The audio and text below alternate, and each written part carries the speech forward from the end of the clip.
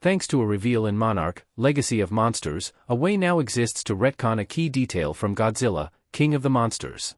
Monitor screens in Godzilla, King of the Monsters went a long way toward building upon the Titan lore of the Monsterverse, but also set some major limitations, especially for stories set before the film.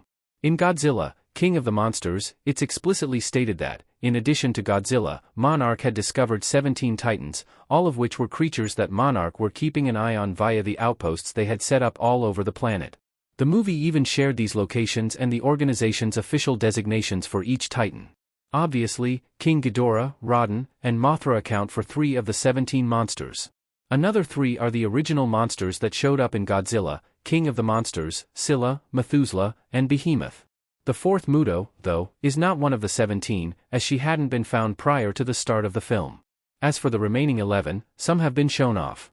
Tiamat appeared in the flesh in Godzilla x Kong, the New Empire, and Amhuluk, Abaddon, and Mokombembe have been represented in other official Monsterverse material.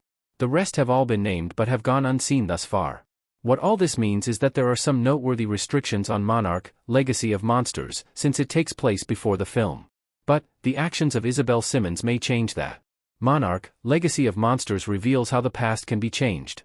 In Monarch, Legacy of Monsters Season 2, Episode 7, Kurt Russell's Lee Shaw nearly had a potentially game-changing impact on the timeline when he interacted with his younger self in Axis Mundi from the surface.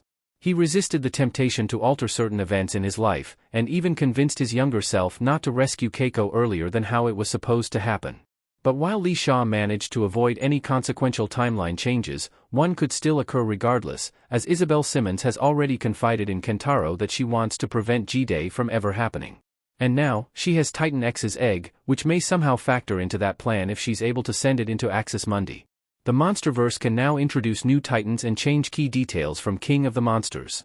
Manipulating events in Axis Mundi could result in key moments in the Monsterverse timeline, not unlike how Kate unwittingly summoned Titan X. It's possible that Isabel Summons' plan incidentally stirs yet another Monsterverse Titan, which wouldn't necessarily have to be one of the 7 still missing creatures from King of the Monsters. The Monsterverse has introduced additional Titans that Monarch knew about before 2019, such as the Frostvark, the Endipede, and the Ion Dragon. But the Frostvark and the Endipede are both dead, so it makes sense that neither was mentioned in King of the Monsters. And the Ion Dragon, who was severely wounded by Godzilla, may be dead as well. Even if Isabel changes the past, even if it's not in the way she intends, future seasons of Monarch, Legacy of Monsters can directly contradict King of the Monsters by introducing new Titans and leaving them alive. Another established detail that creates restrictions on Monsterverse stories is the lack of public Godzilla sightings between 2014 and 2019. Any changes to the timestream could upend that too, paving the way for more creative freedom when it comes to the Titan activity that might occur in a potential 3rd season of Monarch, Legacy of Monsters.